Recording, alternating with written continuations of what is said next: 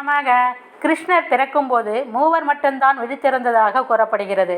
வசுதேவர், தேவகி மற்றும் சந்திரபகவான். இதனால்தான் கிருஷ்ண ஜெயந்தி பூஜையானது சூரியன் மறைந்த பின்னர் மாலை நேரத்தில் செய்வது சிறப்பு. கிருஷ்ணர் தனக்காக இல்லாமல் உலகத்தின் உயிர்களுக்காக வாழ்ந்தவர். அதனால்தான் அவரை கண்ணா முகுந்தா என்று அழைக்கின்றோம். கண்ணன் என்றால் கண் போன்று காப்பவன் என்று பொருள். முகுந்தா என்றால் வாழ்வதற்கு இடமளித்து முக்தி அளிப்பவன் என்று பொருள்.